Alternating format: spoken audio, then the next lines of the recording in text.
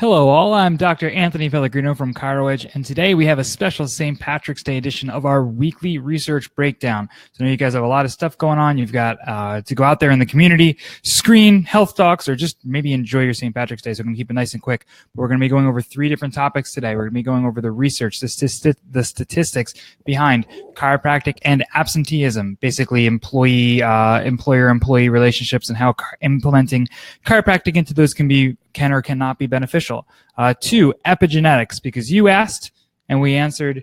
And then 3 is going to be the risk factors between low back pain. And the reason is because this week I was asked by somebody, is low back pain hereditary because my mom has it, my grandparents have it, or are my kids going to have it?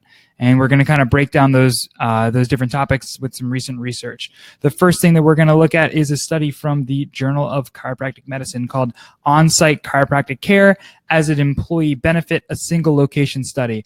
Basically, this is looking at employee benefits of having chiropractic implemented into a workspace.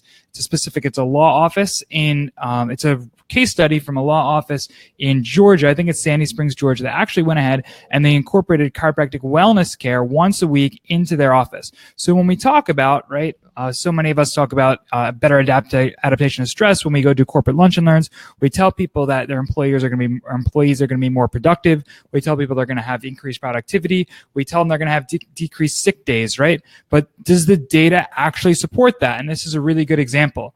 In the 3 years since this law office incorporated chiropractic wellness care as a benefit for their employees, in these 3 years since they did this, what they found was that their employees had 50% of the sick days taken as a national average. 50%, right? That's double the productivity, double the days that their employees are in work. And what they go ahead and they attribute to in this case study is the fact that they have chiropractic care on premises. So I'm not saying you need to go move your office to a chiropractic or to a law office or to a hospital or to wherever, right? And you don't have to move your office to where there are employees. But what you should know is that when you go out there and you reach out to business owners in your community, when you do your corporate lunch and learns, when you do whatever it is, know that there is data that supports for them to even have you in, for the HR department to have you in the first place. The fact that bringing in chiropractic to the office, and whether they pay for it or not, is going to be beneficial. This was by Dr. Minakazi as well as Dr. Russell. Like I said, it's called On-Site Chiropractic Care as an Employee Benefit, a Single Location Study. I'm going to go ahead. That's about all the information I think you guys need to know about. And next is going to be one of my favorite articles ever written on the topic of epigenetics. It's from a huge inspiration to me, Dr. Christopher Kent. It's an oldie, but it's a goodie. I'm going to post the link to it in the comments here, but it's from Dynamic Chiropractic, and it's from Dr. Christopher Kent, and it talks about legacy and lifestyle, epigenetics, and the potential for chiropractic. Basically, the whole reason that I'm fired up about chiropractic in general is because of this man, Dr. Christopher Kent. The reason I am excited about research is because I've followed On Purpose not necessarily since before I was a student. I started looking at it while I was a student, but I went back and listened to all of the On Purposes since 1999 because the Life University Library had it, and that just keeps me fired up. It's a huge driving force for me. So Dr. Kent, Dr. Jen Tempa, thanks that you guys have all done for me personally, as well as thank you for so much of your contribution to our profession. But in this article, Dr. Kent talks about epigenetics. Now, in the 1953, I believe it was, Watson and Crick found or discovered the double helix model of DNA. And from that point, we basically had this thought process that was DNA is the blueprint, right? So we had this big nature, this is a blueprint, whatever our parents have, we're going to be predestined to. Right, then you go ahead and you have the nature-nurture debate that came in with so much of psychology as we came up from 1953. And now the question is, well, what is it? Is it nature? Is it nurture? Is it really 50-50? Oh, is there something where these two can actually meld? Out arises from that the concept of epigenetics, that yes, genetics, genes, they're there, right? We have them.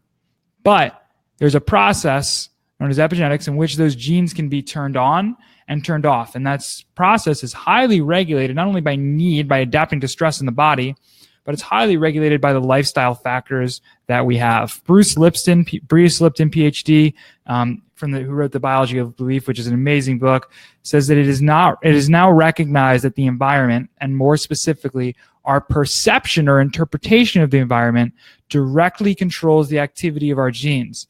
The environment controls genes activity through a process known as epigenetic control. So what is that saying? You hear so often that chiropractic, right? By allowing the nervous system to function better, it is going to allow us to be better able to adapt to physical, chemical, and emotional stress. So if the process of adapting to stresses is what influences epigenetic control, then by definition, chiropractic is going to go ahead and influence epigenetics, right? What we go ahead and look at as well is there's research that says the concept of lifestyle, which influences epigenetics, includes nutrition, behavior, stress, physical activity, working habits, smoking, and alcohol consumption. All these things play a role in epigenetic control, right? Behavior, stress, and physical activity, three things that we specifically look at with chiropractic care, with neurologically based chiropractic care. If you look at the closing remarks from Dr. Kent in this article, what he says is we now know that there are two ways that the correction of vertebral subluxation may affect genetic mechanisms. Number one is that chiropractic care can influence basic physiological processes that affect oxidative stress and DNA repair, and the correction of vertebral subluxations may change a person's perception of the environment and facilitate constructive, appropriate responses to environmental change. We cannot put our patients in a bubble, right? No matter what, and that's not fun anyway. We can't put patients in a bubble and say, hey, we're just going to avoid. You're not going to have physical stress. You're not going to have chemical stress. You're not going to have emotional stress, right? I live in New Jersey. So if I get anywhere, I have to drive on the turnpike. Now, if you've ever driven on the Jersey Turnpike, you're going to get chemical stress, right? You can smell it right in the air. Sorry, I love New Jersey. Just have to dig, a little bit of self-deprecating humor there. The bottom line is we can't put ourselves in a bubble, but if we can get our body to better be able to adapt to stress, right, we can actually improve not only our lives, but the lives of generations to come. Research that we actually talked about in ChiroEdge a couple months ago looks at epigenetic control of Ashkenazi Jews. And what they actually found was that the same epigenetic markers that were actually activated in survivors of the Holocaust, right, were actually found as remained activated in the grandkids. Things that result to anxiety and stress, inability to adapt to stress. Because of this hugely traumatic event that their grandparents experienced, literally the grandchildren saw the changes in that, right? They saw changes in the expression of their life, the perception of their environment because of these changes, right? Because of the stress that their grandparents received. So that being said, every decision that we make today, every decision that we help lead our patients or our practice members to making today, tomorrow, this week, is going to not only affect them, it's going to affect their unborn children, their unborn grandchildren. That's pretty powerful stuff, right? That's awesome. Last paper I want to look at is behavior-related factors associated with low back pain in the U.S. adult population. I had a new practice member of mine today be really confused, or not today, sorry, earlier this week, be really confused because she had seen so much change in her low back pain already. She had no idea. She said, I really thought this was hereditary. I thought this was hereditary because my grandparents had it, my mom has it, my dad has it, my uncle, but all of us have this low back pain. Right? I thought maybe I was going to see an improvement. I didn't think I was going to see this much. How is that possible if this is hereditary? Right? Same thing with the nature-nurture debate. Same thing with the epigenetics that we just talked about. Well, research out of the University of California, which included a PhD, Dr. Yang, as well as Dr. Haldeman, who is a DC MD PhD, which was pretty excited to see a DC on this paper, looked at the different factors that play a role in development of low back pain. There's a couple of different things that I wanted to point out from the study with you guys. What they were looking at was basically long-term what factors contributed to low back pain. So they say low back pain is the leading cause of disability worldwide. It contributes to 10.7% of the years lived with disability and is the sixth most important contributor to the global burden of disease. Treatment of low back pain in the U.S. is as high as $90.7 billion yearly. Wow. So it's the leading cause of disability worldwide. Well, Unfortunately, many people associate chiropractic with only low back pain, but we'll take wins when we can take it.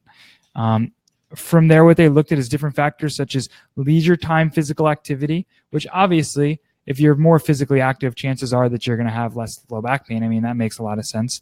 But they also looked at alcohol consumption, tobacco use, sleep duration, and obesity.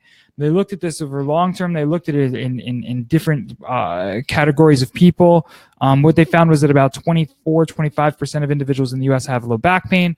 But what they found was they found higher rates, obviously, in people with low back pain who are less active, which I'm sure we could guess, right? But they also found it higher rates in people who smoke, higher rates of low back pain in people who drink alcohol, higher rates of low back pain in people who get less sleep, and higher rates of low back pain in people who are obese. So basically, doesn't matter if it's hereditary, right? The health choices, once again, the health choices that we make today influences not only our lives, right, but the lives of generations to come. So hope that brought you guys a little bit of certainty here this week, understanding about the power of chiropractic, what the changes that we can make every time we give an adjustment. It's not just about today. It's about tomorrow. It's about years to come, generations to come.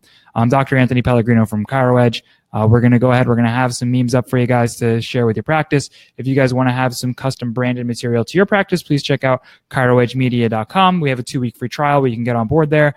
Dr. Anthony Pellegrino, looking forward to continue bringing you guys certainty in our research breakdown every single week. Thanks so much. Enjoy the rest of your St. Patrick's Day.